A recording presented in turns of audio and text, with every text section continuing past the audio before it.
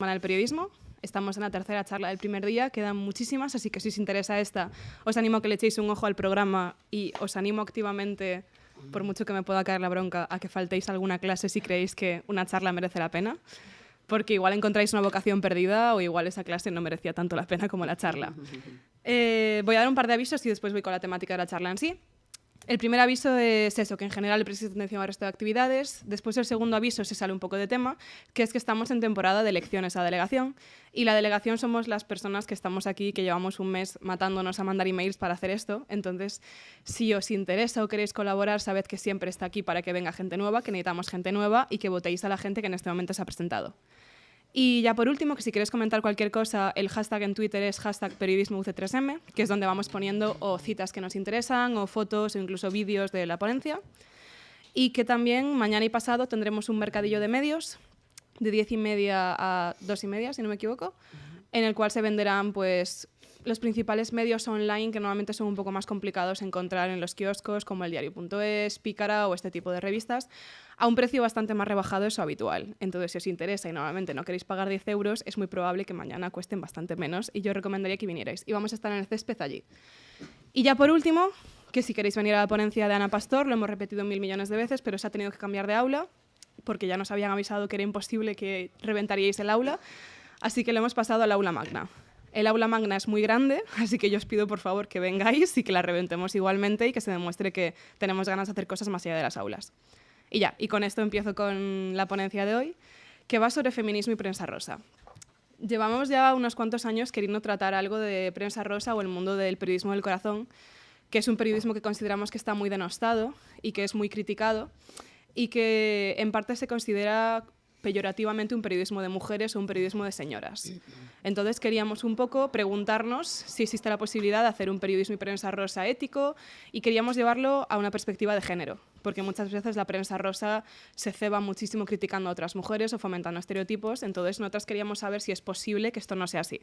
Y para eso hemos traído a estas dos invitadas, que son Carmele Marchante y Natalia Martínez. Carmele Marchante, como todos la conocemos, creo que leí por ahí que te definías como periodista todoterreno. Has estado en Informe Semanal, has trabajado para Interview, has estado en Tómbola y has dado 1000 vueltas por los platós de Telecinco y Mediaset. Y también has escrito varios libros, uno sobre prensa del corazón que se llama Arquetipos y Arquetipas, otro sobre juguetes sexuales y que me conste, estás escribiendo otro sobre la trata de mujeres. Sale el uno que sale... ¿Se oye? No sé. Uno que sale a finales de este mes, que se titula Puta no se nace, y es sobre una investigación sobre la prostitución y la trata de mujeres y niñas. Así que os invito a la presentación, que será el 13 de diciembre. La hacen Manuela Carmena y Cristina Almeida. El lugar no lo sé, pero te lo diré a ti. Yo os lo transmitiré. Y nada, y el libro estará a finales de mes en las librerías. Perfecto. Y después, por otra parte, para dar una perspectiva un poco más académica, tenemos a la profesora de esta facultad, Natalia Martínez, que es doctora internacional por la Universidad Carlos III y que ha escrito diversos artículos que consideramos relevantes para esta charla, como artículos sobre violencia simbólica y reality shows, hablando de quién quiere casarse con mi hijo, o, por ejemplo, Y todos me miran, hablando de la telerrealidad y la violencia de género en programas como Cámbiame. Entonces pensamos que podría ser muy interesante contar con la perspectiva de una persona que ha trabajado muchos años en la prensa rosa y en la prensa del corazón y al mismo tiempo con una teórica que ha estado investigando un poco sobre cómo se representan las mujeres en este tipo de programas. Entonces creo que vamos a empezar con Natalia, que va a hablar un poco del marco teórico y después ya hablaremos un poco más de detenimiento con Carmele y con su experiencia. Vale, bueno, pues gracias. Bueno, no sé si se me oye, igual se me oye así, o con el micro. Bueno, No, sí. Bueno, pues buenas tardes a todas y a todos. Y en primer lugar quiero agradecer a Delegación de Estudiantes la invitación a compartir esta mesa con la periodista Carmele Marchante, que bueno, a la que admiro desde siempre y que es un lujo, ¿no?, estar en la mesa, conocerla en persona. Y bueno, felicitar también al alumnado que cada año lleva a cabo esta Semana del Periodismo, ya que esta es además la 5ª edición, ¿no?, y que es una iniciativa pues muy interesante para la facultad, que cada año organiza unas actividades y trae a profesionales de primera línea, y con lo cual, como decía antes Sara, pues os animamos a que participéis, ¿no? Bueno, pues felicitaciones.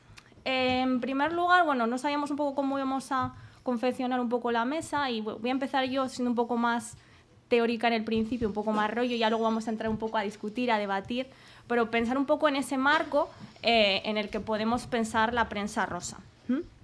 Bueno, una de las primeras observaciones de las que tenemos que partir al pensar en prensa rosa es que hay que partir de que entendemos que existe una jerarquía sexual también en el ámbito de la prensa y de la segregación de lo femenino, ¿no? Como además comentaba antes Sara, es interesante o hay que entender que la prensa femenina está fuera, cada vez hay más estudios académicos en ese sentido, pero está fuera de la academia, incluso de los programas pues de periodismo en las facultades, cuando bueno, podría ser un ámbito, ¿no? De investigación, que repito que cada vez hay más publicaciones sobre ello.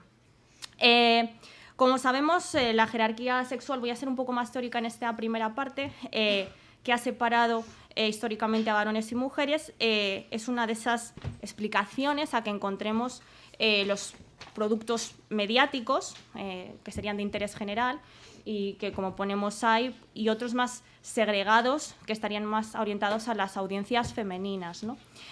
Aun cuando existen publicaciones especializadas que están dirigidos a audiencias masculinas, cada vez encontramos más revistas especializadas en ese sentido, siempre se dirigen a un público universal, como sucede con la prensa de información general. Si bien es cierto que, repito, cada vez hay más revistas especializadas dirigidas a los varones, ¿no?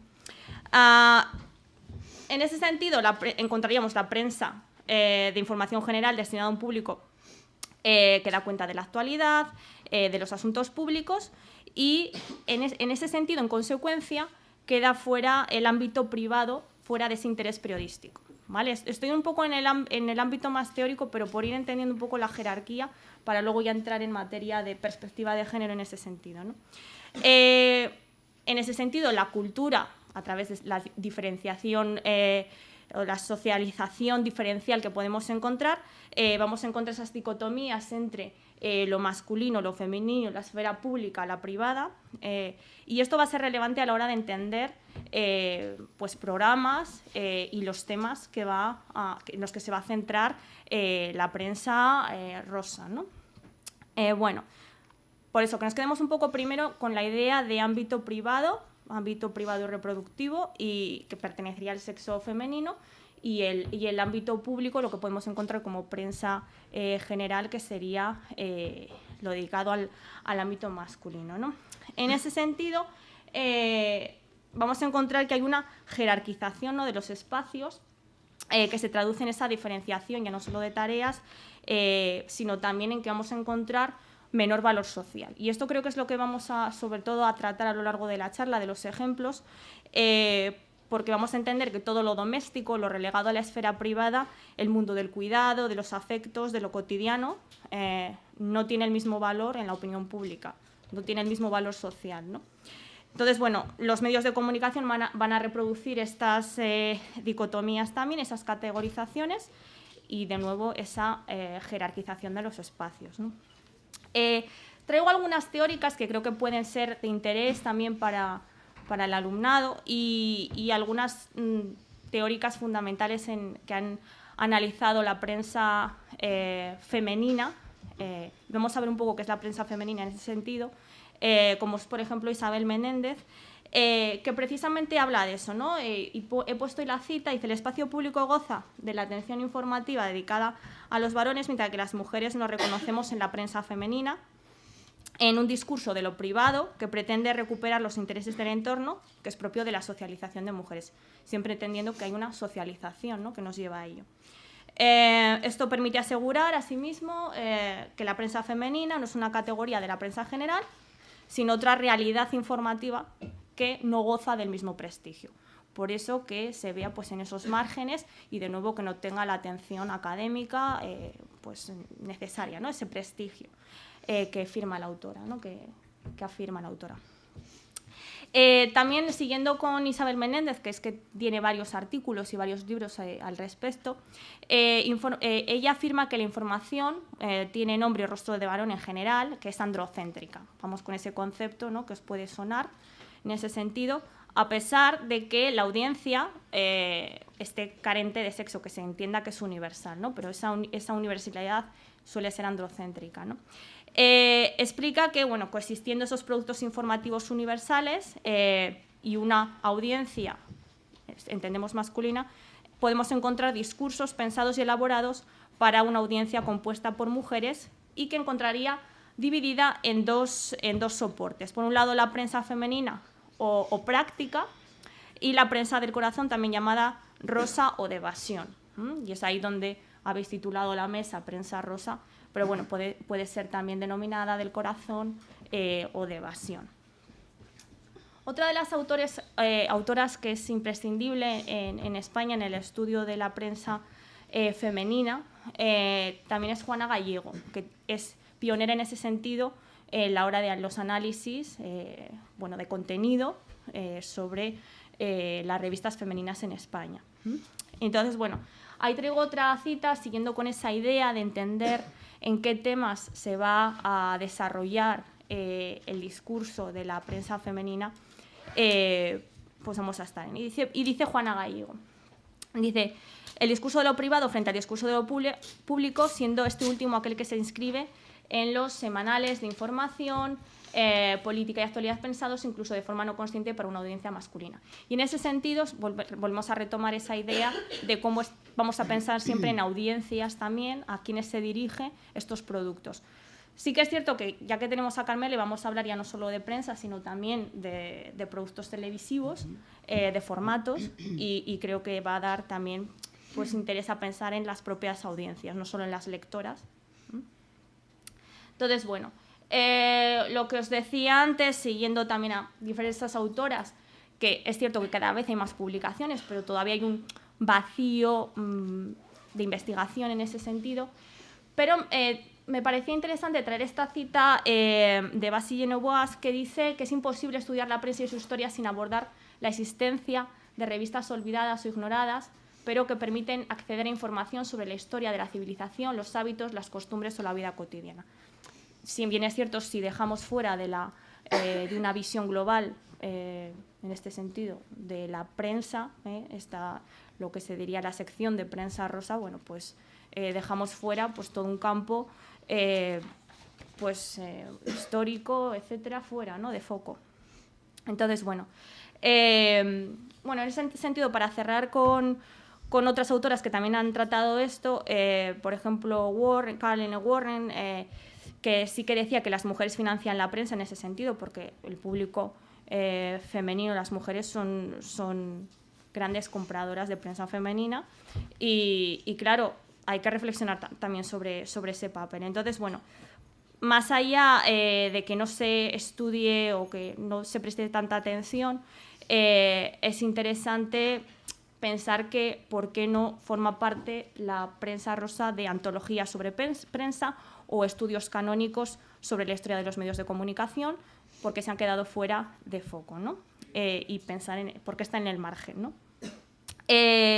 Y bueno, para ir cerrando un poco esta clasificación, para ubicarnos en lo que es la prensa rosa, pero prensa femenina, etcétera, traigo esta tipología de la prensa dirigida a mujeres en España, que bueno, es de 2013, que también la confecciona la profesora Isabel Menéndez, esta clasificación sobre que entendemos por revistas femeninas. Como veis, es algo bastante complicado, muy complejo. No es decir, bueno, pues voy al kiosco, bueno, sí, pero es que encontramos, es muy heterogéneo, ¿no? Hay muchos géneros, subgéneros de revistas, y propone esta clasificación, y vamos a ver, no sé si se ve bien en la tabla, pero bueno, vamos a ver que hay, por un lado, las revistas femeninas, que va a haber especializadas en estilo de vida, en especializadas en hogar, en otras que bueno, son una mezcla de vida y hogar, de cuidados, o incluso revistas feministas, que es algo que desapareció con la transición. La ¿Feministas revista, o femeninas? Feministas, que estaría aquí, no sé si se ve, que bueno, es temática sobre las mujeres en el espacio público, emancipación femenina e igualdad, bueno, que en los últimos años, como por ejemplo Pícara, ¿no? Pues se ha retomado esa idea, pero era algo que había desaparecido prácticamente en el panorama a partir de la transición, ¿no? Antes sí que hubo,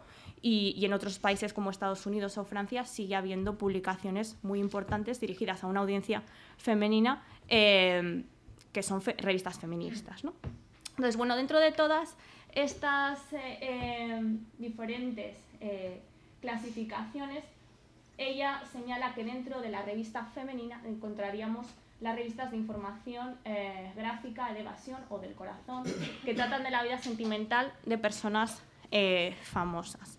Y bueno, sí que quería traer un poco la definición y ya luego para empezar a debatir sobre que podemos entender que hay cierta... Claro, propone Isabel que es un curioso caleidoscopio que la ha obligado a realizar esta sistematización, pero que es todavía muy abierta y que está viva, ¿no? Que todavía podemos ir incluyendo diversas revistas, etcétera, ¿no? Entonces, bueno, ella se refiere a que son publicaciones seriadas especializadas de periodicidad variable, normalmente superior a una semana, distribuidas bajo distintas fórmulas de difusión, que pueden ser de pago, gratuitas o mixtas, y cuyo público objetivo es explícita o implícitamente de sexo femenino, adulto o juvenil, depende de la editorial, ¿no? La temática, las inserciones publicitarias, y también cómo esa audiencia está mayoritariamente integrada por mujeres entre el 60 y 75%, y puede formar parte de publicaciones de alta gama, que alta gama las denomina, pues pensad en revistas que tienen grandes firmas en cuanto a su parte publicitaria, revistas como Elle, o Glamour, bueno, revistas que conocemos y que podemos identificar como femeninas, ¿no?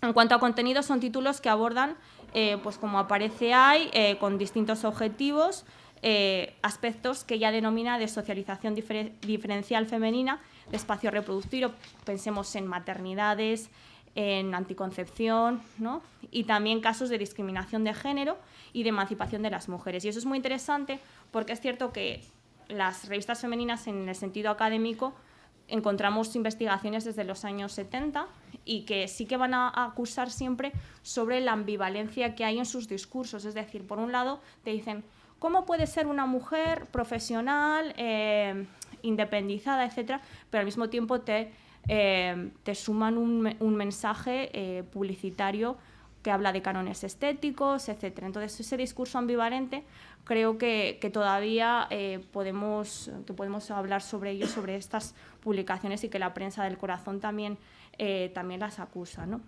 Entonces, bueno, por ir terminando, traeré alguna cita más sobre autoras que os pueden interesar, que han investigado, repito, la prensa femenina con perspectiva de género. Pero repito que también quiero que entendáis que la prensa femenina es difícil, como explica la profesora Menéndez, de acotar, de que es muy heterogénea, y que encontramos diferentes publicaciones y que se pueden hacer clasificaciones, subclasificaciones, etc.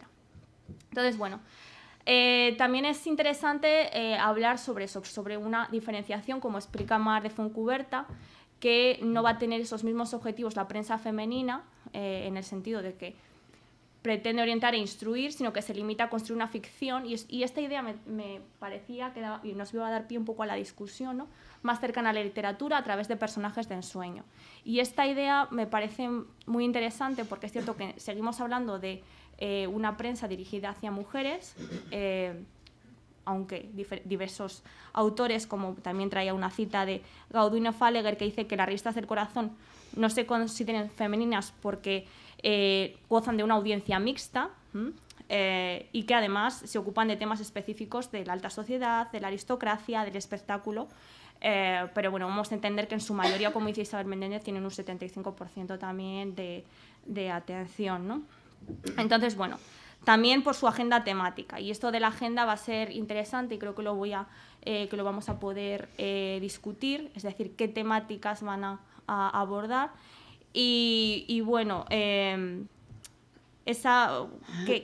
discursos sobre identidad también pueden articular estos productos, ¿no? Entonces, bueno, ya dejando un poco de lado esa parte más teórica, traía algunos puntos que me parecían interesantes y es cierto que mi parte, porque me dijo Sara, dice, bueno, confecciona un poco la charla, un poco con los temas que dan pie a discusión. Y claro, la he titulado Ángeles y demonios, análisis de la prensa rosa con perspectiva feminista, porque vamos a encontrar una serie de discursos que pueden ser positivos y también otros negativos, o al revés, que siempre se piensa que en prensa rosa, todo lo que decíamos, estereotipos negativos, ideas negativas, discursos negativos, pero también hay que ver que hay unos discursos positivos, ¿no? Y creo que a partir de esto es donde podemos empezar luego a abrir el debate. Entonces, bueno, os traía como una serie de ideas sobre cuáles pueden ser esos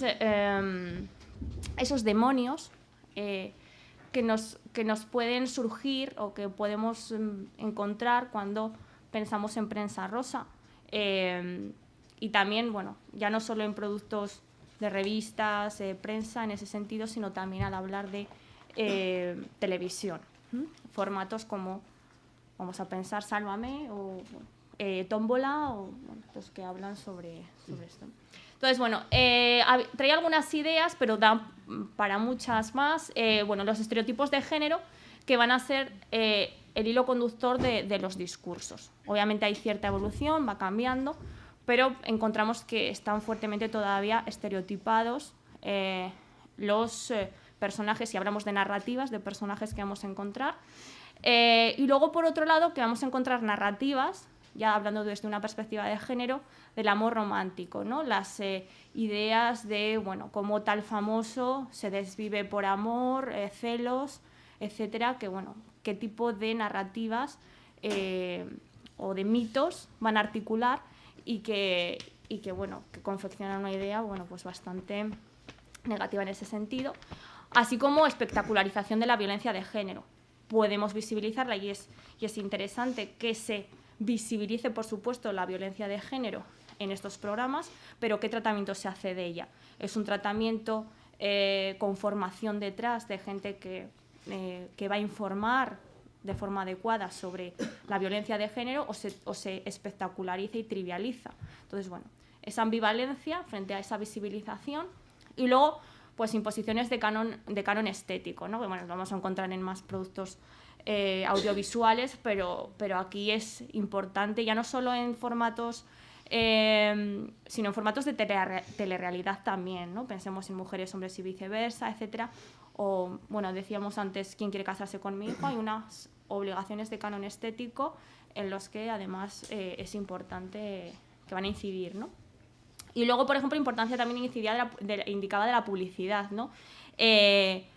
Programas como Sálvame, bueno, que tiene una duración bastante extensa, ¿no? Durante toda la tarde, obviamente están atravesados por espacios publicitarios, ¿no? Pero qué publicidad se hace y cómo está integrada también en ese discurso, de forma que hay también una idea sobre el consumo, ¿no? Y bueno, que es interesante. Pero también es interesante cómo estos programas o estas revistas también son espacios de resistencia, en el sentido de que, bueno, podemos encontrar alternativas o visibilizar diferentes identidades también en ese sentido.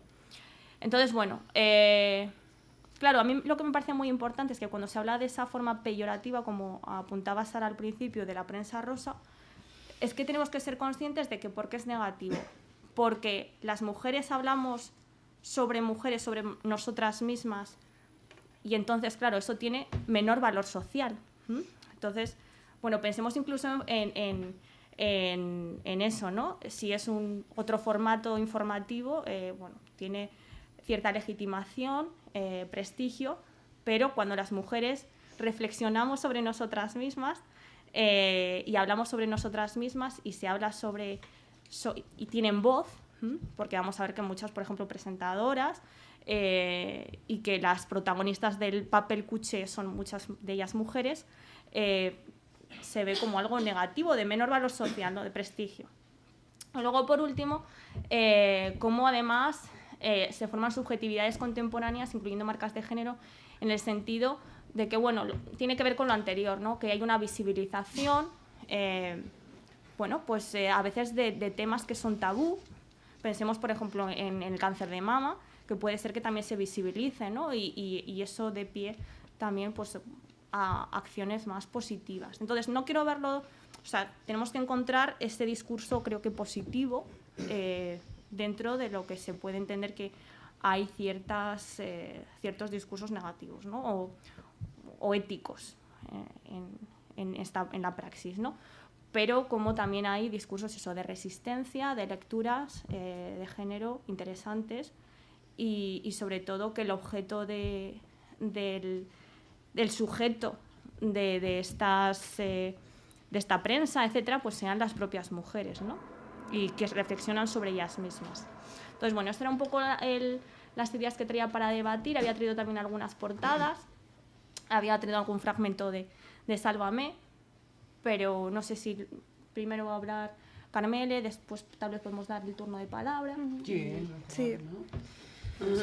Pues muchas gracias, Natalia. Creo que sí que has puesto muchas ideas sobre la mesa y una de ellas muy amplia y con la que igual puede empezar a darnos Carmelo su perspectiva, es si existe la posibilidad de que estos géneros se lleven desde un punto ético. Me refiero, si esta visibilidad que se le puede dar, si esta utilidad que puede tener a nivel social podría llegar a existir, o si siempre va a ser algo llevado por el morbo y el interés en ver lo más turbio de la sociedad y en incluso, no sé, humillar a las personas.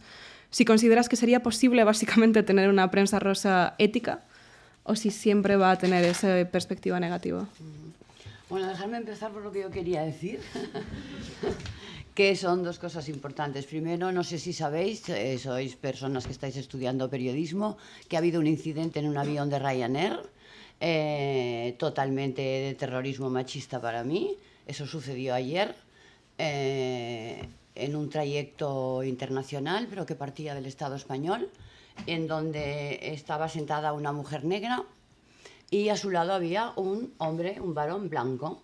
El varón blanco entró en brote, no se quiso sentar con la mujer negra, la insultó, la vejó, le dijo una serie de epítetos que descalifican a cualquier persona que esté en condiciones normales, y la compañía Ryanair levantó a la señora de su sitio y dejó al imperfecto terrorista machista en su lugar. Por lo tanto, esto es una cosa totalmente condenable. En segundo lugar, utilizo mucho el lenguaje feminista, que me ha gustado mucho tu introducción, cuando has hablado en femenino, que es lo que hay que hacer de ahora en adelante siempre, porque el lenguaje es muy importante y no hay por qué invisibilizar a las mujeres dentro del lenguaje. Hay que romperse la cabeza y encontrar palabras que no sean las ciudadanas, los ciudadanos, las obreras, los obreros, sino ciudadanía, mundo de trabajo, etcétera, una serie de posibilidades lingüísticas que tenemos para que nuestro lenguaje sea conforme a el mundo que queremos cambiar. Y ahora voy a tu pregunta, que se me ha olvidado. Sí, mi pregunta era Lo si ético... es posible contar con una prensa rosa, igual pensando en cómo está en la actualidad en España, si es posible tener una prensa rosa ética o si siempre se va a ir al morbo y a la descalificación de otras personas. Es que la prensa en general, y luego la rosa en particular, ética no lo es para mí, porque depende de grupos periodísticos de influencia. Estos grupos periodísticos de influencia, a su vez, están abducidos por partidos políticos y por poderes económicos. Por tanto, ética no lo es ninguna. Pero la prensa rosa siempre ha existido. Primero estaba, como tú decías, la prensa de sociedad, que era, digamos, una prensa un poco más cuidada, la llamada prensa femenina real, que era más cuidada, que presentaba a cierto tipo de personas que de alguna manera hacían soñar, porque era un entretenimiento, hacían soñar, pero hacían soñar de una manera también un poco acercándose a lo que tú dices de morboso, es decir, una Lady Di no es lo mismo que una Pantoja, eso es Frikilandia, pero hacían también imitar pautas de comportamiento, y en esas pautas de comportamiento de la gente que salía o que sigue saliendo en la llamada prensa rosa, esas pautas de comportamiento pues incitan al amor romántico, al mito del príncipe azul, a la desvirtuación del género dentro de lo que es tanto el contenido de la información como las personas que están recibiendo estos mensajes. Y luego hay también un gran cinismo, que siempre es una cosa que yo machaco mucho. Hay un gran cinismo dentro de lo que se llama la prensa seria, que está por ver, pero que siempre recogen en unas secciones una serie de pequeñas noticias, si os fijáis, al final recogen pequeñas noticias que tienen que ver con la prensa rosa, que se las han quitado pues de los semanarios de Hola, Lecturas, 10 minutos, no sé qué, o de ver tele y de los digitales. Entonces ahí estamos siempre en una perpetua lucha de qué es lo que de verdad es prensa seria y lo que es prensa rosa tan denostada. Y lo que yo llamo friquilandia, que es lo que hay ahora.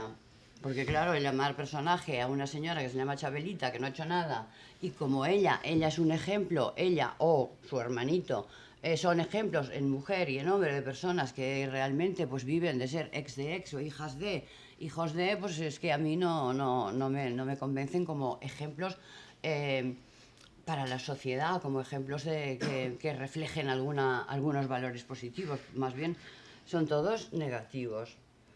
Luego también quería decir, aparte de esto del cinismo, sí, las cadenas son tremendamente androcéntricas y machistas. Es decir, los programas llamados del corazón están dirigidos por hombres, van hacia las mujeres, según dicen ellos, pero están dirigidos por hombres. Y las mujeres tienen un valor minoritario, secundario o terciario. O son becarias precarias, como las llamo yo, en las redacciones, que están a rebosar, no sé por qué estudiáis periodismo, o somos mujeres que no tenemos ni voto ni opinión, porque si levantas la mano y opinas de otra manera, pues estás señalizada o no estás conforme con lo que es el pensamiento único, tanto en la cadena como en el mismo programa. Entonces yo, pues en ese sentido, soy crítica. No en vano, yo 3/4 partes de mi carrera periodística han estado en otros campos de la información y 1/4 es cuando me dediqué a partir de Tómbola y luego Sálvame, y luego por fin cuando me marché de Sálvame, que fui una mujer feliz y fantásticamente nueva. No sé si te he contestado. Sí, más o menos sí. Entonces, como persona que tú misma dices que realmente pasaste más tiempo en otros tipos de medios, pero obviamente lo que tuvo más audiencia o más lo que te dio fama como tal fue la prensa rosa, porque es mucho más conocida y porque crea personajes más específicos. Entonces quería preguntarte un poco, como periodista seria que se pasó a la prensa rosa, ¿cómo viviste tú ese paso? Si notaste que cambiaban radicalmente la forma de manejar las informaciones, los formatos, el tratamiento propio de los propios periodistas, si notaste un gran cambio o si fue más bien algo paulatino. No, yo lo noté mucho, lo noté en Tómbola. Tómbola fue el primer programa rompedor en ese sentido de hacer un formato nuevo que tuvo un éxito muy grande y en donde pues ahí salían todas las vísceras del corazón. Y yo procuraba siempre hacer unas preguntas muy elaboradas, muy serias, porque claro, era mi mundo, del que yo venía. Y me encontraba con que los personajes no me entendían. Si no les preguntaba sota, caballo y rey, pues no, era que no sabían lo que estabas cuestionando. Ahí fue un duro aprendizaje y hubo momentos muy tensos, muy duros y muy difíciles. Aún así, yo de ese programa guardo buenos recuerdos. También malos, por supuesto. En cambio, Sálvame, pues es que claro, yo hablo muy mal de Sálvame. Hablo muy mal, pues porque primero está en horario protegido. Y entonces te machacan con cosas que no puedes decir, pero que tienes que buscar miles de eufemismos. Verbigracia no puedes decir, aludiendo a la prostitución, no puedes utilizar esa palabra. Aludiendo a un burdel, tienes que decir casa de lucecitas, que a mí eso me parece una locura. No puedes hablar de alcohol. Para el alcohol tienes que decir en agua con misterio. A mí me encantaría tomar agua con misterio siempre. ¿Sabes lo que hay? Entonces, ese programa, al estar siempre pendiente de las audiencias constantemente, ahí los contenidos son unos contenedores grandes en donde los temas se van estirando. Por ejemplo, el día que entra la Pantoja. Bueno, yo ahora no lo veo, es verdad que no lo veo, pero me lo cuentan. Entonces, ahora entró la Pantoja, por lo visto. Bueno, pues entonces de la Pantoja estuvieron viviendo como 3 meses o algo así. Y así sucesivamente. Entonces, hay cadenas especializadas en ello, como Verbigracia, Telecinco. Telecinco, especializada en realities y en este tipo de programas, va encadenando los contenidos de un reality a un programa y a otro para engordar la audiencia que sigue inexplicablemente para mí pegada a esos contenidos, porque no...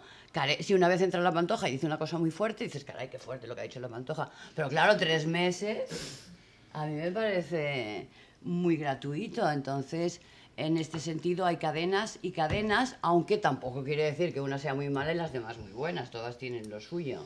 Para eso se disgregan, es decir, una cosa es La Sexta, otra cosa es Antena 3, otra en Mediaset una cosa es Telecinco y la otra la 4, y Televisión Española, que ahora ha vuelto a resucitar, por suerte, pues yo espero mucho de ella, porque la verdad es que tiene unos potenciales muy fuertes, no solo en dinero y en corresponsalías, sino en poderío de archivo, y en poderío de poder hacer un montón de cosas muy buenas que no hace falta que dependan tanto de la audiencia como están las otras cadenas encadenadas. Y recogiendo un poco lo que ha dicho Natalia, siempre se dice que con respecto al patriarcado y al feminismo, cuando las feministas avanzamos, el patriarcado siempre suele responder el doble, con bastante agresividad. ¿Cómo sentís que se está viviendo de alguna forma la revolución feminista dentro de esta propia prensa del corazón? ¿Están atacando, están aceptándola, están viendo igual el feminismo como un nicho de mercado y están diciendo, me interesa coger este discurso? ¿Cómo notáis que ha afectado igual esta marea que ha surgido a partir del último 8M y estos años dentro de la prensa rosa española? Pues, ¿contesto yo? Sí, sí. Yo estuve en el 8M y estuve en Las Periodistas Paramos, que fue una cosa muy emocionante. Nos juntamos 7.000 mujeres periodistas de todo el Estado español, firmando un manifiesto, 7.000 mujeres en una profesión como la nuestra, en donde te vuelan los cuchillos y las navajas todo el tiempo, pues es un hito histórico. Y luego salimos a la calle, paramos el país, paramos las redacciones, conseguimos, eso sí, que las grandes gurusas de la comunicación, las grandes Susanas Grisos y Ana Rosas Quintanas y todas estas, que en el último segundo decidieron unirse a la huelga y a los manifiestos, pues eso ahí fue un triunfo. Pero eso no tuvo luego ningún altavoz en lo que son los contenidos de los programas. Detestan el feminismo, las cadenas no quieren saber nada. Cuando yo estaba tanto en Tómbola como en Salva, me quería meter, que la metía igualmente, pero mis cuñas feministas, pues bueno, me miraban como si fuera un extraterrestre, o directamente me insultaban, y ya está la feminista esta de mierda, ya está. Eso es lo que pasa. O sea que no incide el feminismo ahí. Es más, hay, desgraciadamente, tanto redactoras como redactores que tienen a loa el definirse como antifeministas. O sea, que no, que les da asco ser feministas, así de claro. No incide, no. Bueno, y apuntar que es cierto que alguna vez en clase te he citado diciendo, léete Feminismo para principiantes y luego hablamos, porque es una frase que, como dice Carmen Marchante, ¿no? Lo he dicho alguna vez, no sé si algún alumna que está en clase. Pero es cierto, ¿no? Que se necesita esa formación, y yo creo que en parte se ha reapropiado, ¿no? Ese discurso feminista, o hay esa visibilización, ¿no?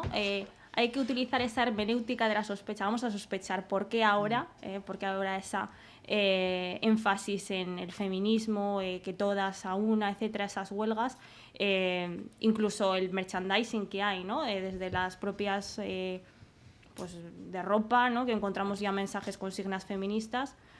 Bueno, pues si el discurso neoliberal se apropia del propio discurso feminista, hacia dónde nos lleva, ¿no? Hay que verlo desde una óptica más compleja, ¿no? Bueno, es que ya lo hemos conseguido, esa visión de, bueno, ya lo hemos conseguido porque Ana Rosa y Susana Griso han parado el programa y han salido a la calle, etcétera. Al final se traduce, como dice Carmele, en que luego no ha habido actividades o acciones que ayuden en pos de la igualdad, o hacer actividades que lo fomenten, ¿no? Entonces, Se Pero queda es en que la está- superficie, ¿no? Ya, pero está en nuestras manos, está en las manos del movimiento feminista y de las mujeres, eso. Está en nuestras manos el que realmente las reivindicaciones en la calle, el feminismo es un movimiento teórico y activista al mismo tiempo. Se mueve entre el estudio y la preparación y la educación, pero el activismo en la calle, por supuesto, es importantísimo. Entonces, yo estoy en contra del feminismo de salón. Un ejemplo de ello, cuando la señora Botín, la hija del presidente del Banco de Santander, accedió al cargo de presidenta del Banco de Santander, ella se hacía llamar señor presidente. Se hacía llamar señor presidente, que yo es que le dije de todo. Y curiosamente, hace como un mes o 2 meses, en una entrevista, no recuerdo con quién, va y se declara feminista la tía. Entonces, eso sí que para mí es feminismo de salón. Al igual que los partidos políticos que cuando hicimos la huelga y la manifestación estaban en contra, tanto ellos como ellas, que nos decían, las del PP y las de Ciutadans, que son pesadas, y entonces nos decían todo el tiempo que éramos elitistas, que éramos vagas, lo de siempre, que somos feas, lesbianas, frigidas, machorras, no sé cuántos, todo lo que nos dicen, peludas. Y luego, como vieron que el triunfo en la calle había sido magistral, luego resulta que para el telediario de las 8 de la tarde se ponen los lazos lilas. Se los pusieron ellas y ellos, y entonces empezaron a declararse feministas. Eso es lo que nos hace daño, eso es el feminismo de salón. El feminismo guay, pija, ñe, pero que no sirve para nada. Sin embargo, si tú estás al pie del cañón ejerciendo una serie de presiones sociales para que el feminismo tenga su impronta en todos los campos, ahí es donde estamos nosotras. Yo lo del merchandising que has dicho no lo he entendido muy bien. Yo siempre me pongo chapas y cosas. Sí, no, por ejemplo, ahora en Zara, Bershka, todas estas marcas Bueno, porque encontramos se en el discurso, sí. ¿no? Sí, bueno, el marketing, sí. Sí, sí. Bueno, el patriarcado, lo que tú decías. El patriarcado muta siempre. O sea, los 2000 años de opresión que llevamos las mujeres y los 300 años de historia del feminismo sin derramar una sola gota de sangre, que es la única revolución no sangrienta, la única revolución que yo creo que sí que triunfará porque las demás no lo han hecho. Entonces, eso hace que realmente el patriarcado nos tenga miedo, porque cada vez que criticamos una cosa se reinventa para sacar otra cosa nueva. Pues lo que tú dices, pues venden camisetas, también Dior saca camisetas carísimas que pone soy feminista y soy de Dior o algo así. Eso es el patriarcado y los poderes económicos. El patriarcado y los poderes económicos van conjuntamente siempre. Y el capitalismo, el neoliberal, va también conjunto ahí. Es decir, cuando hablamos de prostitución, que siempre nos dicen que bueno, que lo hacen las 3 frases de siempre. Bueno, lo hacen porque quieren, es un dinero fácil y así no tienen que fregar escaleras. O sea, como si para nosotras la única salida que hay, seas una Kelly o seas una magistrada del Supremo, consiste en limpiar escaleras. No, la prostitución existe.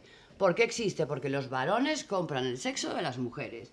Y en concreto los varones del primer mundo, del mundo rico, compran el sexo de las mujeres del tercer mundo y pobre. Y como eso existe y nosotras estamos en contra, pues por eso queremos abolirlo y quitarlo. Pero el patriarcado te saca las uñas y lucha, porque eso es un dinero, es el tercer producto económico en el mundo, o junto con el narcotráfico y las armas. Y por hacer un poco de abogado del diablo, precisamente lo que comentaba también Natalia, espacios de resistencia, a veces me da la impresión viendo este tipo de programas que precisamente porque la escaleta es bastante cambiante y variable, sí que hay algunas personas que aprovechan sobre todo su papel de presentadoras para hacer una especie de editorial con reivindicaciones feministas. Entonces, por ejemplo... No, pero yo recuerdo, por ejemplo, que no estaba viendo Sálvame ese día y lo vi porque lo leí en Twitter, que cuando fue el juicio de la manada, Carlota Corredera puso una presentación con todas las horas de las manifestaciones, o yo qué sé, sobre todo es en el papel de presentadoras. Nagore Robles o Sandra Barneda muchas veces han hecho reivindicaciones también desde Gran Hermano, desde cosas así. ¿Cómo se puede sostener que una persona haga esas reivindicaciones y siga estando en este tipo de programas? ¿Es porque intentan luchar desde dentro? A ver, Rossana Rosanda, que es una periodista italiana fantástica, siempre decía que o luchar desde dentro de las instituciones o luchar desde fuera. Os aconsejo leer a Rossana Rosanda. en este tipo de casos, sin mencionar nombres, hay algunas mujeres. ¿Cuál es el caso de Carlota Corredera? Bueno, digo, no voy a mencionar nombres y los digo. Pero mi amiga, la directora de Cámbiame, Anaís Peces, es una mujer que es un ejemplo, porque en un programa como el de Cámbiame, así como el de Mujeres, Hombres y Viceversa, es basura pura para quemarla, pues ella ha intentado en ese programa dignificar a la mujer y además acuñar, intentar insertar también dentro elementos transgresores como son el lesbianismo, la transexualidad, una serie de cosas que en otro tipo de programas parece que no existen. Pues sí, existen y ella los ponía. Entonces hay algunas mujeres que sí, que intentan luchar desde dentro, aunque el corsé del programa se lo impida. Y las escaletas también te digo que no sirven para nada. Porque hacíamos unas escaletas que las ponían todos los días, pero luego la escaleta vuela porque las cosas van como van. Van al loco. No sé cómo lo ves tú. Sí, coincido, ¿no? Que es interesante que haya profesionales que incorporen cada vez, que sean más críticas, ¿no? Y que entiendan que puede haber, pues eso, espacios de resistencia, entre comillas, de que podamos, bueno, vamos a hablar estos temas en la agenda, vamos a incluir esto. Pero el tratamiento, ¿no? Es importante también, no solo que hablamos del tema, no, qué tratamiento se le va a dar a ese tema, ¿no? Pero es que es muy difícil, porque claro, ¿sabes qué pasa? Que con la gente que tienes en el plató, ¿cómo vas a tratar un tema serio con todas esas bestias? Es imposible, porque es que te dicen unas cosas que no puedes, entonces es mejor que no se toque. Yo creo que es mejor que no se toque. Si hay una mujer realmente valiente que quiera decir cosas abrogándose una impunidad que a lo mejor tiene por ser presentadora, pues que las diga ella sola y que no las traslade al resto del plató. Claro, bueno, te teníamos a ti en ese sentido, que marcabas esa perspectiva, ¿no? O sea, estaba siempre amordazada. Entonces, en general, ¿podríais decir que, o sea, cómo hablaríais de la situación actual de la prensa rosa comparada a toda esta evolución que se ha ido llevando, no sé qué, no sé cuánto? Por ejemplo, tú antes casi diferenciabas entre lo que hacías tú en Tómbola y ahora lo que denominas Frikilandia prácticamente. ¿Crees que ha empeorado? ¿Se han superado como barreras de lo ético? ¿Crees que, en cierto sentido, el tratamiento que se da, sobre todo con respecto a las mujeres, ha empeorado o ha mejorado? Es que lo ético no existe, van a por el dinero y la audiencia. Entonces, no solo es que haya empeorado, es que va en curva hacia abajo, hacia las estalactitas o estalagmitas, no sé cómo se llama lo que hay abajo, en pendiente circular, no, es imposible.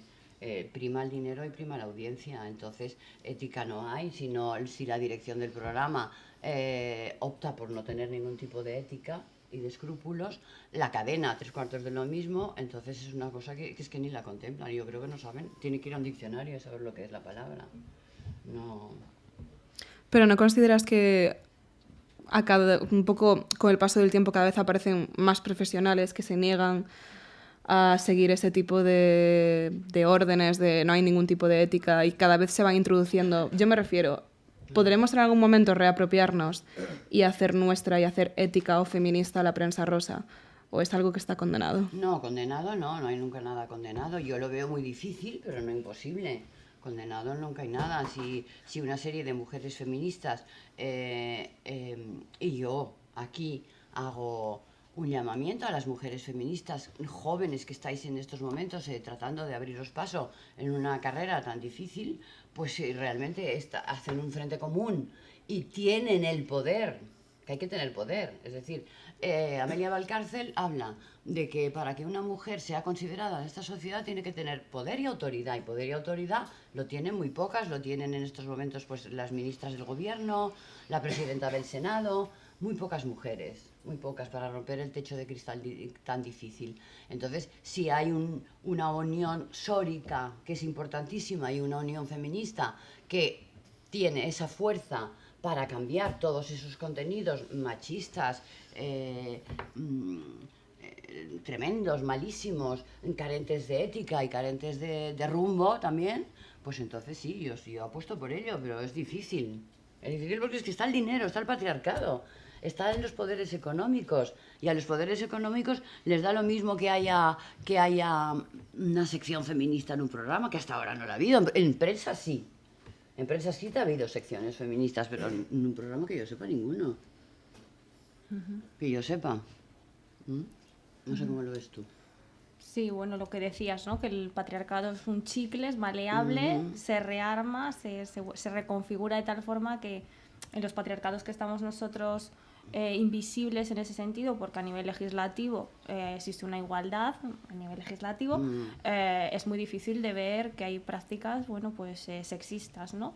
Entonces, bueno, cuanto más invisible, más difícil, más simbólico y por eso hay que formar al alumnado que va a trabajar el día de mañana, incluso en las propias prácticas que realizan en los veranos, formarles en cierta perspectiva de género. O sea, es como algo, perspectiva feminista, que es obligatorio. El alumnado, hablamos de estudiantes, varones y mujeres, en ese sentido.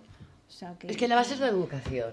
La base es la educación. Quiero decir, la educación que tenemos, la educación que recibimos, está totalmente determinada por patrones. Naces niña, te visten de rosa. Naces niño, te visten de azul. Para el resto no hay nada. Y a partir de ahí, la educación va determinada, sesgada y puntualizada. Entonces, si ese sistema, ese patrón educativo no se rompe ante las perspectivas educacionales de género, nunca haremos nada. A los niños que visten de azul, pues los niños que serán por esa educación que les da, porque luego tenemos el problema de la pornografía y las primeras oleadas de imágenes que reciben son los papelitos que ven en los coches, son los comentarios machistas que hay en su propia familia, en la propia escuela, en los propios corros de niños futuros maltratadores y futuros violentos. Entonces es la propia educación que los está dirigiendo a eso. Si rompemos, para mí, desde mi punto de vista, rompemos esos moldes educacionales, entonces, pues la educación tiene que ser, la educación se basa en 3 partes, que es la escuela, la familia y la sociedad. Si esos 3 pilares logramos cambiarlos, entonces las perspectivas de género ya estarán ahí y las perspectivas educacionales terminarán con todas estas cosas. Pero irónicamente se supone que ya hemos dado bastantes pasos adelante, ya hemos hablado del último 8M, estamos notando cambios en la sociedad, pero este tipo de programas siguen siendo líderes de audiencia en casi todas las franjas de edad. Ya no es solo las señoras mayores siguen viendo esto. En todas. La gente joven sigue consumiendo Sálvame, Gran Hermano. En todas. Yo es que me he encontrado con gente que yo alucinaba, me decía, no, yo veo Sálvame, y a lo mejor era un supermédico, hablo de hombres, o un super no sé cuántos. Y también en mujeres, me he encontrado en un aeropuerto, yo leyendo un libro, y la propia historiadora estaba a mi lado, la propia autora del libro, y me conocía de Sálvame. Y yo decía, pero bueno, ¿y esto qué es? O sea, que lo ve todo el mundo. ¿Por qué? Bueno, también es un programa de entretenimiento. A mí siempre cuando les pregunto por qué me dicen, es que me evado. No lo puedo entender, pero bueno, si se van así y no se toman una aspirina. Claro. Por eso me refería que tal vez es más fácil que luchar contra Sálvame, hacerse con el control de Sálvame, por muy complejo que parezca, porque aparentemente Sálvame y este tipo de programas no van a morir en un futuro próximo. No creo. No creo porque tienen mucha audiencia y generan mucha publicidad y mucho dinero, o sea que no. Y hacerse con el control de Sálvame, en estos momentos te digo yo que es imposible. Totalmente imposible. O sea, sueña otra utopía, pero deja esta. Esta déjala, no tiene nada que hacer. Pues si quieres, no sé si Natalia quería proyectar unos ejemplos o... Bueno, sí, traía algunas portadas de este mes. Bueno, pues nos había un poco... bueno, el análisis, ¿no? de las propias portadas. No sé qué os puede sugerir o si vais a hacer... No sé si hacéis turno de debate con... Sí, vamos a abrir dentro de poco ya el turno de debate. O, bueno, había traído el cuore, bueno, la ambivalencia, ¿no? Porque hasta qué punto que visibilice... Hay un artículo muy interesante sobre Rocío Jurado, un cáncer televisado. de la Universidad de la Autónoma de Barcelona, de una profesora, muy interesante sobre precisamente cómo se trató en el 2006, ¿no?, el caso de Rocío Jurado, que fue un cáncer televisado, ¿no? Y cómo a raíz de tal vez de ese momento podemos encontrar pues diferentes personajes en ese sentido que van a visibilizar la lucha, y cómo Terelu, o sea, hasta qué punto en ese sentido traía a Terelu porque ha salido este mes, ¿no? Pero como es una imagen visible, ¿no?, que visibiliza en ese sentido algo que puede ser un tabú,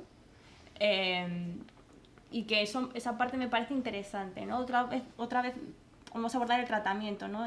De qué forma se aborda, si es de una forma positiva o es espectacularizar el cáncer en ese sentido, o bueno, porque claro, fijaos, ha superado una doble mastectomía, reconstrucción de los pechos en una operación de 10 horas, ¿no? Y a ver, yo creo que es positivo, de todas maneras es positivo. Es positivo que aunque sea Terelu, salga y diga hay que hacerse revisiones, hay que publicitar este tipo de enfermedades, hay que acudir a la medicina, no podemos abandonarnos. Eso es positivo, porque eso suma. Entonces eso sí que llega a la gente, le llega a las mujeres y a los hombres. Otra cosa es, bueno, luego pues el contenido que hay detrás de esto, pero está, algo positivo sí que hay. Sí, y luego pues el Me Too lo han hecho, empezó en Hollywood y lo han hecho las actrices que en aquel momento tuvieron el poderío y económico, el poderío económico y profesional de poder hacerlo, no todas. Ahora si podéis observar, es muy curioso porque aquí empiezan poco a poco, pero está muy bien. Empiezan ahora a hablar del acoso. Pocas actrices, pocos actores, pero empiezan. Y cuando algo empieza es bueno, porque siempre se mueve y veremos cómo termina, pero se está hablando. Para mí es positivo. Bueno, encontrar ese punto de no ver, bueno, es que la prensa rosa es todo esto, sino que hay también... Es que también hay mucho lo que he dicho antes, cinismo. Oye, si no te gusta este programa, ¿por qué lo ves? ¡Chas! Cambias. No tienes por qué verlo. A mí la sexta noche, que hay momentos que no soporto, ver a Almaruenda y a Linda, pues lo quito y ya está. Y no me pongo a teorizar sobre el tema, porque si son inamovibles. Pues entonces, si no te gusta, no lo veas. Pero si lo ves, pues bueno, pues tampoco te avergüences. No sé cómo lo veis. Pues ya que ha abierto Carmele una pregunta, si os parece, empezamos con el turno de preguntas. ¿Alguien tiene alguna duda? ¿O alguien no ha estado de acuerdo con algo y le gustaría decir no, en absoluto?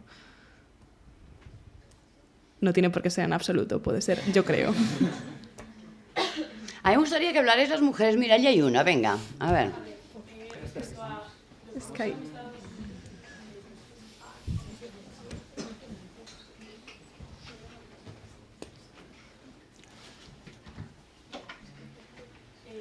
Respecto a lo que ocurrió en Estados Unidos en los últimos años, de que cada vez salían más casos de acoso, ¿creéis que en España, en algún momento cercano, próximo, comenzará a salir el mismo tipo de noticias masivas de que hay muchísimas mujeres que han sido expuestas a malos tratos en el mundo televisivo? ¿Crees que en algún momento va a pasar lo mismo que pasa en Estados Unidos aquí en España? Sí, es lo que te decía antes, pero sí, está pasando. Hubo una iniciativa muy buena por parte de Cristina Fallarás que puso el hashtag Cuéntalo. Y entonces ahí todas empezamos a contar. Nos insultaban, en mi ejemplo. Es decir, no sé, en una edad muy temprana, hacia los 20 y no sé cuántos, tuve un episodio de intento de violación y entonces yo lo conté en el Cuéntalo este. ¿Por qué? Porque lo había olvidado, que fue tan traumático que lo había olvidado durante un montón de años. Saca la Fallarás esto y entonces todas las que o bien lo habíamos olvidado, o bien lo habíamos padecido, o bien no lo habíamos olvidado y convivíamos con ello, lo empezamos a sacar y salió de todo. Salió de todo. Nos insultaron por todas partes, pero a mí lo de los insultos me da lo mismo. Yo cuento lo que quiero y que digan lo que les salga de la peineta. Pero es empezar y es decirlo.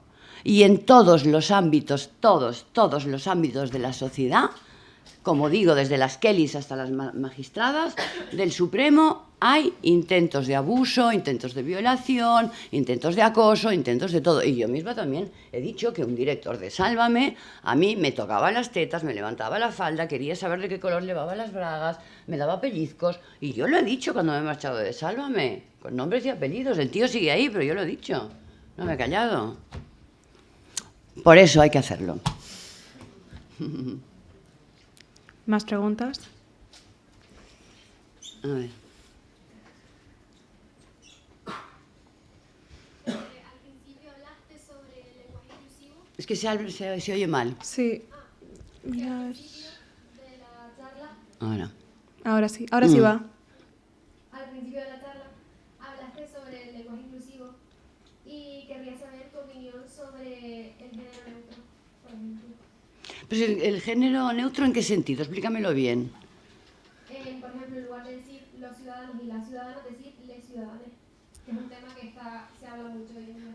Bueno, es lo que te decía yo. O sea, el lenguaje inclusivo es romperse la cabeza, no demasiado, para encontrar las palabras que expliciten lo mismo, pero que no sean o que no oculten el género de las mujeres. Entonces tú puedes decir la ciudadanía o puedes decir les ciudadanes, que también se hace, o puedes poner la arroba. Yo lo que hago es poner la arroba, pero sobre todo lo que hago es decir la ciudadanía, la parte del alumnado, las personas que estamos aquí, las personas que están trabajando, no hablar en masculino. Y como cuando te pones las gafas moradas cada vez lo ves más y no lo soportas, porque no lo soportas, pues entonces te vas dando cuenta.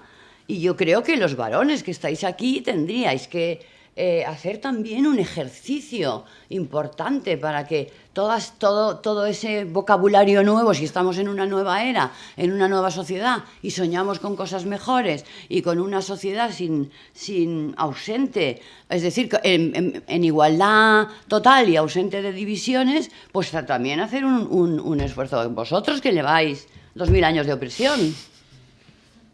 Yo es que soy muy dura con los tíos.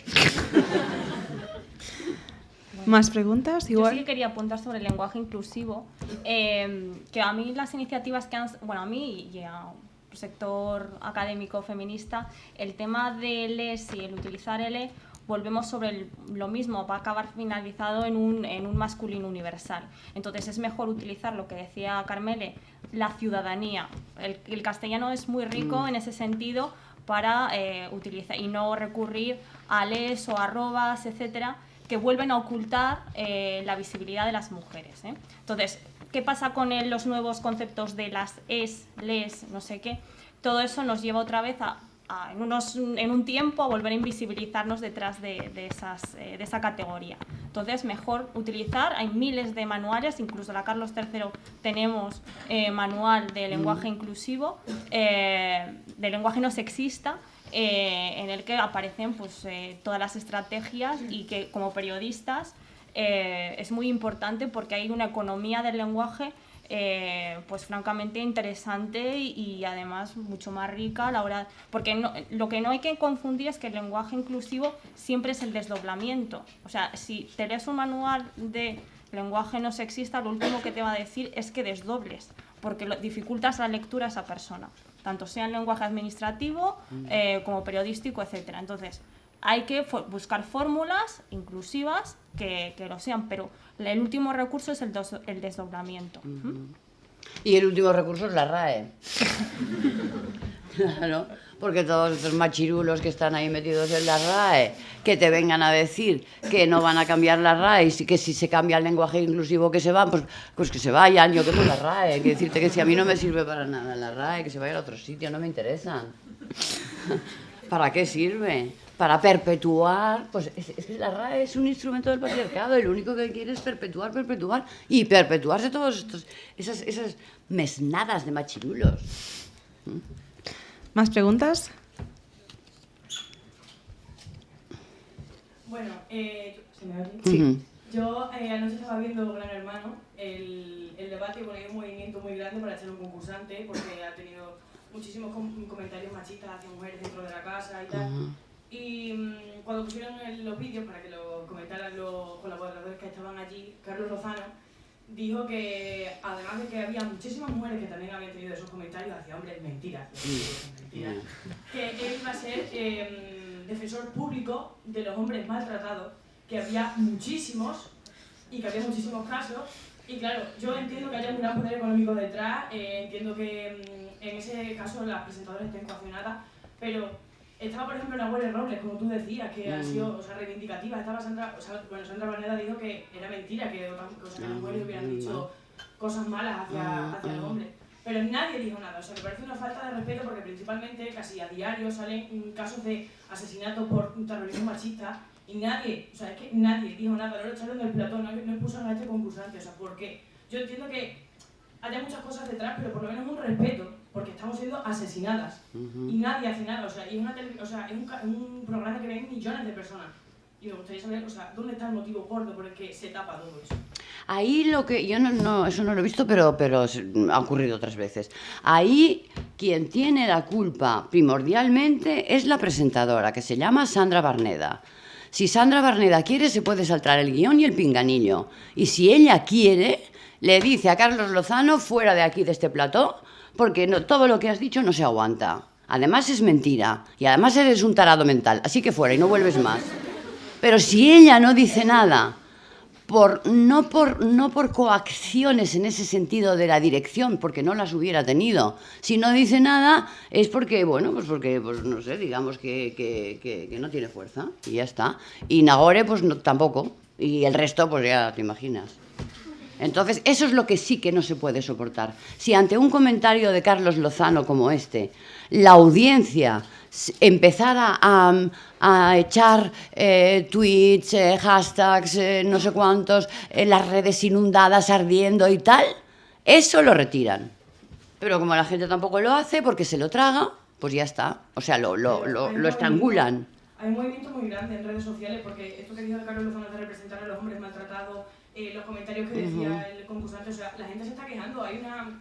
o sea, están recogiendo firmas en Change.org para echar a los concursantes y nadie, o sea, no están haciendo nada. Ayer entraron a su madre para que le diera consejos, para que dejara de decir comentarios machistas. Fue lo que hicieron, que me parece vergonzoso. Y es que nadie hace nada, entonces... No, pero claro, eso es la dirección del... No, tienes razón, pero eso es la dirección del programa. La dirección del programa que quiere polémica, para que con esa polémica disfruta de la polémica que hay fuera, para que con esa polémica pues lleva a su madre, luego llevará pues a su hermana y luego no sé a quién llevará, pero estarán engordando la polémica todo el tiempo. Por lo tanto, la dirección del programa, desde mi punto de vista, ahí es nefasta. Y la cadena, 3/4 de lo mismo, porque están fomentando ese tipo de cosas. Otro ejemplo así rápido, en plan, lo digo porque me acabo de acordar ahora también de esta edición de Gran Hermano, es que un concursante animó a otro a básicamente abusar sexualmente de una mujer que estaba claramente borracha. Y lo que hizo la productora o la cadena o dirección de programa o lo que fuera fue, como sabía que al público le iba a parecer mal, lo puso en manos del público. Entonces dijo, os dejamos votar si se le castiga o no. ¿Y qué pasó al final? Que no me acuerdo. El público votó que sí, que sí, fue nominado directamente. Vale, muy bien, muy bien. Vale, pero claro, de esa forma la dirección del programa se lava las manos y así pues no tienen que hacer nada y dicen, ay, es que el público quiere echarlo, o si no, dice, yo estaba completamente de acuerdo con el público. Entonces, claro, puede quedar bien delante de todo el mundo. Engordan la polémica y tienen más audiencia. Como más burradas pasen dentro de esa casa, pues mejor. Por eso les dan alcohol. Es que les dan alcohol para que se emborrachen. No, es verdad. Es verdad. Les dan alcohol para que se emborrachen. Y para que emborrachándose tengan conductas de este tipo. Se peleen, se digan de todo, se no sé qué, se no sé cuánto, se enrollen, se pongan el edredón, se lo quiten, se lo bajen. Para eso les dan alcohol. Pero luego tienes la triste realidad de que en los horarios protegidos no puedes decir alcohol y tienes que hablar de agua con misterio. Ahí está la gran contradicción. Y finalmente, ¿cuál es la cosa con la que la cadena y el programa y la productora disfrutan? Pues con la subida de audiencia. Y meten a gente, pues por eso meten a una que es la exnovia del otro y la madre de no sé quién y tal, o sea, como más cosas ahí para pelearse, pegarse y decirse de todo, más personajes meten. Es que no lo veo yo, Gran Hermano, no me gusta, no lo veo. Pero bueno, pero lo he visto en otros momentos y sé lo que ocurre. ¿Alguna pregunta más?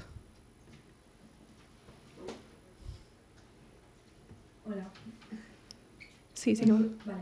Entonces, nosotras, por ejemplo, como mujeres feministas, ¿qué papel tenemos dentro de estos programas? ¿Podemos hacer algo o simplemente apartarnos de ello porque no hay nada por hacer?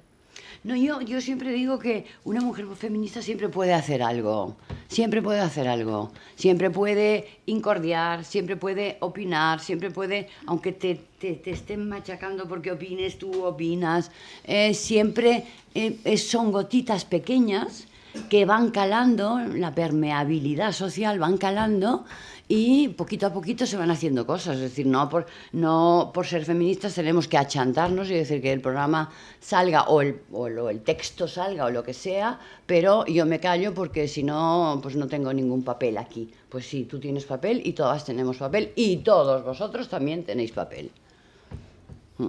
Todo el mundo. Poquito a poquito, pero hay. Hola. Por aquí.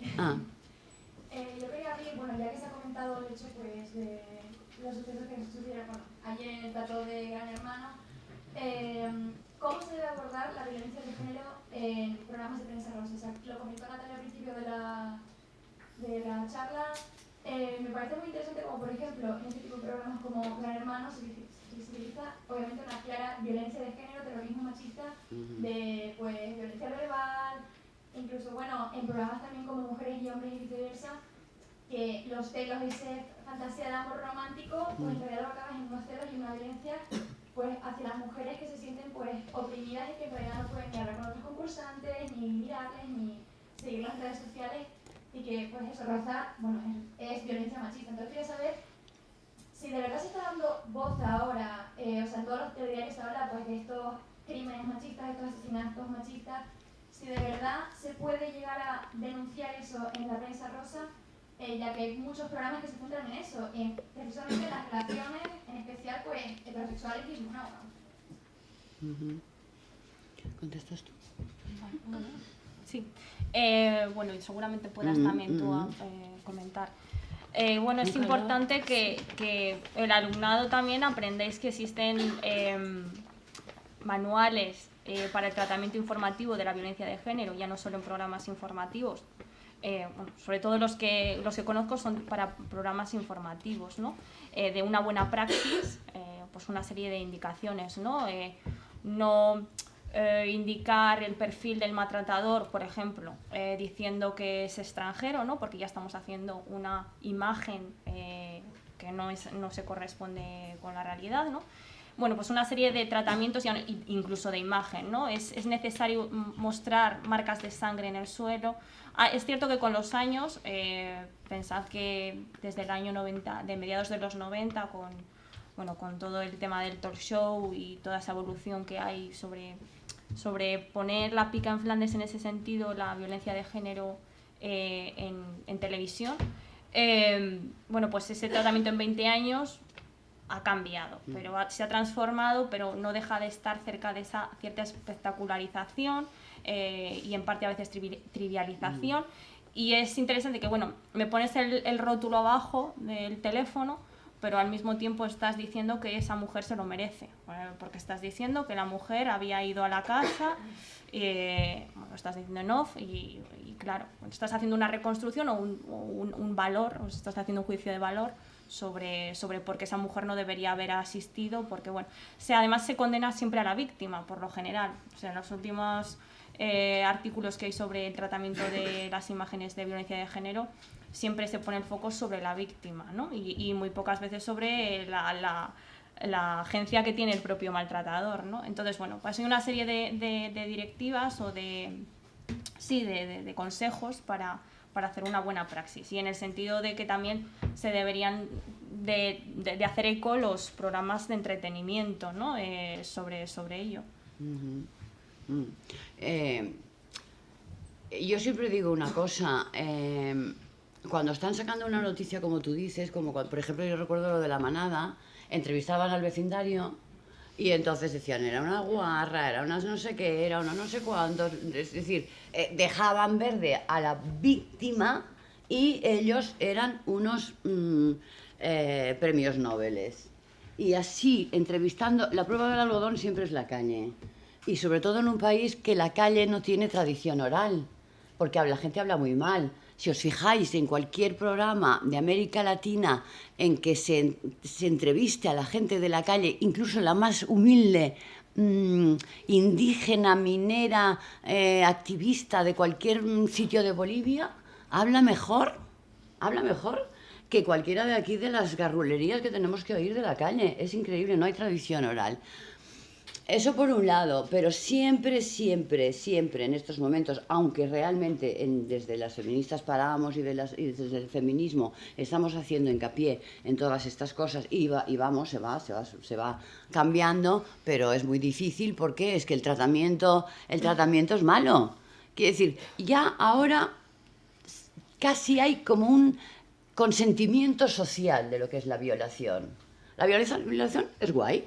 ¿Por qué? Porque se puede hacer. ¿Por qué? Porque está bien vista. Y porque, en definitiva, la gente que ha violado sale a la calle, como las bestias de la manada que están en la calle.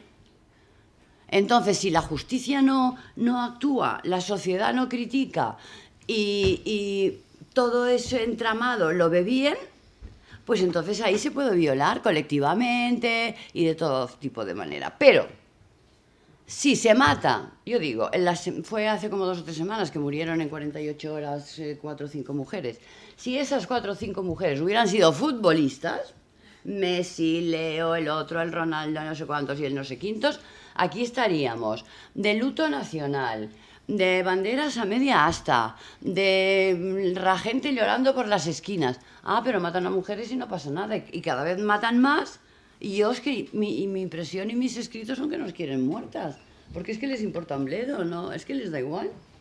Ya, se sale al ayuntamiento, se hace un minuto de silencio y ya se ha terminado. Y no solo las mujeres muertas, sino las criaturas que quedan huérfanas, que eso es un drama.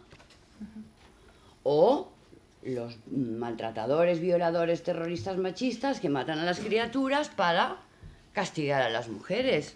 Es decir, que es todo un entramado que es muy interesante de estudiarlo, de verlo y de criticarlo, porque es muy fuerte lo que está pasando. Y siempre decimos nuestro país, es una cosa que ocurre en todas partes, en unos sitios peor, en otros menos, porque es curioso que las estadísticas en Suecia, por ejemplo, de violencia, de terrorismo machista son altísimas, en un país como Suecia que abolió la prostitución. Y no es por el alcohol, no es por el alcohol. Una persona violadora, un varón violador, es violador porque es violador. Y punto. No por el alcohol, no por las drogas, no porque estaba deprimido y no porque no se le levantaba. No, eres un violador. Y además te vamos a sacar en primera plana. Y vamos a sacar tu nombre y tus apellidos. Y vas a estar ahí siempre como violador. Y se ha acabado el rollo. Entonces veríamos qué pasaría. Sí, es igual que la imagen del maltratador, ¿no? que decías. No, muchas veces se justifica, lo encontramos en noticias, que se justifica el uso del alcohol. Bueno, pues eso dentro de esos manuales del tratamiento informativo sobre noticias de violencia de género, pues hay una serie, pues eso de consejos, ¿no? Y por ejemplo, cuando decías del total, el total de la vecina o el vecino que dice, es que siempre saludaba. ¿De qué sirve? ¿De qué aporta algo informativamente? No, realmente hace una imagen del maltratador como una persona amable. Obviamente ya sabemos que te saludaba, porque el maltratador es maltratador con la víctima, pero no lo va a ser con la vecina y con el vecino. Entonces ese tipo de, repito, esos manuales te van a indicar, por ejemplo, que ese tipo de totales son innecesarios y no recomendables para nada. Pero a día de hoy, 2018, sigue apareciendo ese tipo de totales en las noticias de violencia de género, cuando hace ya 10 años que tenemos manuales que nos dicen que eso hay que eliminarlo. Entonces, bueno. Pero es que las redacciones necesitan también, al igual que la justicia, educación en género. Y no la tienen. Aquí tengo un compañero antiguo ¿estaba o no estaba? O ya se ha ido. Un compañero de la revista Tiempo. Bueno, sí, Juan. Qué pena. Vamos a hacer la última pregunta ya y creo que vamos cerrando. Con respecto al tema que hablábamos antes de que lo primordial para que todo esto se parezca es la educación, desde que los niños son pequeños, desde el cole. Yo quiero preguntar también un poco a Natalia, que está en el ámbito universitario, si de aquí a los próximos años pues estima que va a haber asignaturas acerca de este tema, ¿no? Del tratamiento informativo de la violencia de género, asignaturas que tengan como vistas feministas, etc. Y ya no solo en la educación universitaria, también en el colegio. Por ejemplo, una cosa que me llama mucho la atención es el tema de la educación sexual, que muchas de las cosas que pasan hoy en día y de los abusos que se cometen es por falta de educación sexual, pues que no se limite a una charla como tiene 12 años, donde te dan preservativos y te dicen y ahí se queda. Entonces, si ustedes creen que de aquí a los próximos años, pues eso va a cambiar o no. Bueno, me parece interesante que igual comente primero Carmele la perspectiva en el ámbito profesional, si se fomentan talleres o, bueno, para formar un poco, porque creo recordar que pues en el primer gobierno de Zapatero, sobre todo, también había mucho interés en, bueno, aparte de todos los manuales que salieron sobre el lenguaje inclusivo, y la etcétera. educación para la ciudadanía. Y, claro, eso estamos hablando de 2004, si eso sí que hubo en las redacciones, ese interés por crear... Nada. Ya te digo yo que nada. En las redacciones nada. Es decir, las redacciones, vuelvo a insistir en que necesitan unas buenas clases educativas en género. Pero a mí me parece lo que tú dices más interesante en estos momentos y más a largo plazo, o a corto plazo, medio plazo y largo plazo, que es a lo que hay que mirar, es a que tanto en las educaciones de criaturas menores como en la adolescencia, en los institutos, colegios, etcétera, y en las universidades, haya asignaturas de género, que las hay en otros lugares, y formación de género, y formación sexual, educación sexual de verdad, no eso de que te dan un preservativo y entonces se quedan en la genitalidad solamente y así sale lo que sale.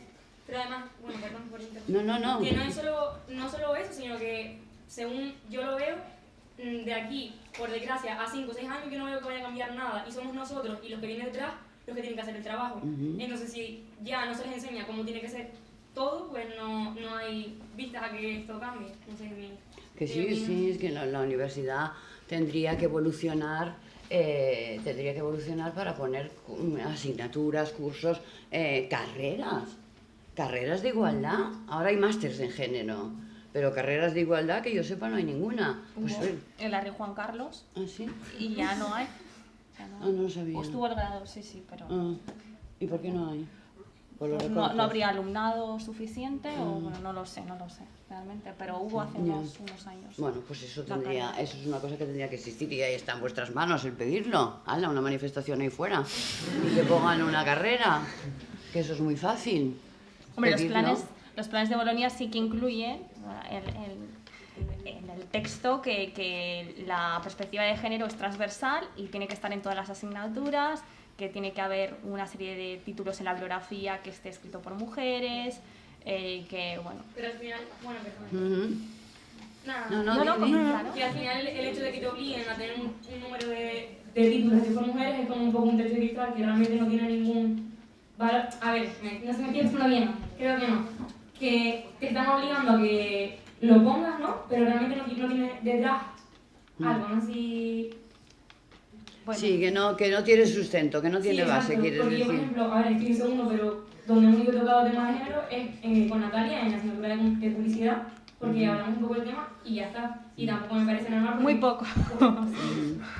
Pero no sé, o sea, más en un estudio como son periodismo, que va siempre en la actualidad y tal, pues creo que debería. Que hay falta.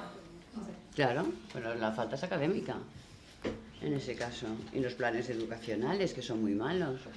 Sí, pero desde antes incluso de la universidad, o sea, en la ESO, ¿no? Es importante también sensibilizar, porque yo no puedo llegar a cualquier asignatura de alumnos de tercero, de segundo, y decir, bueno, vamos a hablar de perspectiva de género cuando no hay una sensibilización. Y es tan importante previamente la sensibilización. Ya, pero la sensibilización se tiene que hacer en la calle. Si ahora salís y aquí montáis un pollo y decís, queremos que haya una asignatura de esto o una carrera del otro y os coordináis con todas las universidades, es que al final se logra. Pero se necesita activismo. Creo que tenemos tiempo para otra. Si alguien quiere rebatir algo aquí. Mi pregunta va para las dos y es volviendo un poco al tema al título de la charla de hoy. Y es que creéis que se podría hacer en un futuro, paulatinamente, una prensa rosa que no fuese intrínsecamente sexista, porque ahora si miramos los contenidos, aunque sea de la Cuore, son todo top 5 deslices de famosas en la playa. Entonces, ¿podríamos al final sustituir estos contenidos por otros que no fuesen tan tremendos? ¿Tú qué eres la teórica? Yo. No lo sé. Bueno, a mí me parece positivo, no sé. O sea, quiero entender que es algo más complejo, lo que hemos dicho, ángeles y demonios hay. Bueno, pues es importante que TDLU visibilice que el cáncer de mama hay que hacerse revisiones periódicas y que no sea un tabú, ¿no? Pero, por ejemplo, Belén Esteban, ¿no? Que puede ser interesante en el sentido de que es una mujer, ¿no? En el sentido de que es una mujer madre soltera, de un barrio obrero que, bueno, que ha conseguido, bueno, pues su trabajo ahí, etcétera, y creo que hay que verlo desde también una perspectiva bastante compleja, pero lo que dice Carmele, ¿no? Esa formación de los futuros periodistas, de las futuras periodistas, de tener perspectiva, ¿no? Fíjate que me parece interesante porque hace como 2-3 años me invitasteis también a la Semana del Periodismo, que estaba naciendo, era la segunda edición, creo, y traje una charla, pero era muy de introducción a una charla sobre periodismo con perspectiva de género. Y realmente el público, por eso quiero decir que hay cierta evolución positiva, era muy diferente a los que estáis hoy aquí en el tipo de comentarios o de preguntas, porque era algo como bastante, bueno, esta que nos está trayendo, había traído la foto de Carla Bruni y Leticia de espaldas, de cómo es diferente en esa conceptualización de la foto del rey con Adolfo Suárez, que gana premios y que es una foto ya importantísima porque es la historia de España, pero las portadas del País, de Público, etcétera, abren con Carla Bruni, duelo de damas en tacones y minifalda. Pues eso es la prensa rosa en la prensa seria. Así que no, de todas maneras, yo con lo de Belén Esteban no estoy de acuerdo, ¿eh? Belén Esteban no aporta nada, ni como madre soltera, ni como nada. Es una parásita, es una jeta, es una inculta, no tendría que tener ni una sola tribuna pública, porque lo único que hace es deseducar a la gente. Es un ejemplo negro, oscuro, patético de lo que es nuestra sociedad. Esta tía no pinta nada, a mí no me representa y supongo que aquí a la totalidad tampoco. Pero ¿no crees que es como poco curioso, me refiero? La figura de Belén Esteban no se podría plantear en la prensa de hace 50, 60 años, porque sería un personaje que sería ridiculizado en la prensa, tal y como Belén Esteban es ridiculizado por cierta prensa. Pero ¿no crees que es como poco interesante que una persona como Belén Esteban, que proviene de un ámbito en el que probablemente no haya tenido acceso a unos estudios superiores y tal, tenga la posibilidad de aportar otra perspectiva a la televisión? No. Yo es que el ejemplo ese tan populista de verdad, no como dicen estos bobos, de una mujer humilde que habla mal y que por eso es un ejemplo, no, porque esta señora tiene el dinero suficiente como para haberse formado posteriormente y no darle esas patadas al diccionario y ser un ejemplo de mujer humilde que se ha hecho a sí misma. Y no un ejemplo de una mujer humilde que es una garrula. Es que no paso, yo por ahí no paso. Claro, entonces arrastra un tipo de gente que ven las cosas de una manera que no es la realidad. No es la realidad vivir de un torero y esconder a una hija y ser una madre soltera privilegiada, porque ella lo ha sido. Porque aquí hay montones de madres solteras que están sin trabajo, que están cuidando a sus madres, a sus padres, que no tienen dinero, que las están embargando. Que decir, estas sí que tienen mérito, pero esta no, yo lo siento, pero no, por ahí no paso. ¿Algo más por aquí? Pero lo puedes rebatir, ¿eh? No. Es que, a ver, hasta cierto punto sí me parece que de alguna forma lo que comentaba Natalia de los espacios de resistencia sí que me da la impresión de que igual en sitios como Sálvame se le ha dado voz a personas hasta ahora igual repudiadas. Entonces, en cierto modo sí creo que ha sido eso, un espacio de resistencia, por ejemplo, para gente no heterosexual. Creo que en Sálvame, en este tipo de prensa, siempre ha habido iconos LGBT que no han sido ridiculizados. Yo, por ejemplo, puede parecer una tontería, pero Sálvame yo creo que es el sitio de la televisión en el que con más naturalidad he visto decir la palabra bisexual. Más que en cualquier cadena seria o en cualquier programa de activismo. Una tontería, una anécdota. Surgió el rumor de que alguien se había burlado de Chelo García Cortés porque era bisexual. Pues estuvieron toda la semana que, claro, cogieron un chicle y lo estiraron, indagando a ver quién había podido ser, quién era bifóbico, quién era no sé qué, y con todas las coñas yo lo pienso y digo, pues mi abuela ha visto Sálvame y mi abuela ha visto que está mal burlarse de una persona bisexual. Y se ha enterado de que es... Claro, entonces en ese sentido sí que me parece interesante el espacio de resistencia que comentaba Natalia. Con respecto al género lo veo complicado también. No, pero yo estoy de acuerdo en eso. O sea, ahí se ha dado cabida a un montón de cosas. Tiene cosas que... Tiene pequeñas parcelas de cosas que son positivas, no todas son negativas. Y ahí se ha dado visibilidad a todo el mundo. Eso es cierto. Ha habido escarnio, porque lo ha habido, pero la cosa luego ha quedado bien, ha salido bien parada y bien demostrada, y ahí no se ha echado por la ventana a nadie, ni por ser lesbiana, ni por ser bisexual, ni por ser transexual, ni por ser nada, no, ahí está todo representado. En eso estoy de acuerdo contigo. O no sé, también contar con la perspectiva de mujeres mayores, porque parece que en el momento en el que cumples los 40 años ya no puedes tener opinión y tienes que dedicarte a quedarte en tu casa. De hecho, el vídeo que traía, este pequeño fragmento en el que entra en directo la Pantoja, vemos ahí una panorámica con todas las colaboradoras, el 90%, el 80% que son mujeres y no son mujeres jóvenes, entonces es muy interesante porque se da esa voz y puede haber ciertos procesos de identificación con la audiencia, ¿no? De que esas señoras digan, oye, pues mira, yo estoy aquí en mi sofá, pero estoy viendo a mujeres que están ahí profesionales hablando sobre otras mujeres, pero bueno, hablando en definitiva, pero sí, ¿no? eso es cierto y eso es verdad. Pero esas mujeres hemos tenido que oír por parte de los colaboradores varones una serie de cosas muy negativas. Nos han llamado viejas, nos han llamado tal, nos han llamado cual, nos han dicho de todo. ¿Tú qué haces aquí? Tú tendrías que estar en tu casa, tú vete y jubílate. Es decir, que es duro. Lo afrontas porque tú tienes una serie de herramientas mentales muy fuertes y estás ahí porque estás y porque te lo mereces, pero ha habido momentos muy duros, aunque persiste luego el target de que haya mujeres que de todas las edades, que hay ahí perfectamente, y hombres también. El mismo Lozano, que no tendría que estar en ningún sitio, pues fíjate tú. Claro. ¿Algo más así de última hora que se haya animado? Vale, pues creo que podemos ir cerrando entonces la ponencia y quiero dar las gracias a Natalia y a Carmele y a todas las personas que habéis venido, y os recuerdo de nuevo que os paséis por el resto de las charlas porque creo que van a dar debates igual de interesantes que este, que yo creo que ha abierto bastantes espacios de debate posteriores que pueden ser muy interesantes. Así que nada, muchas gracias por venir.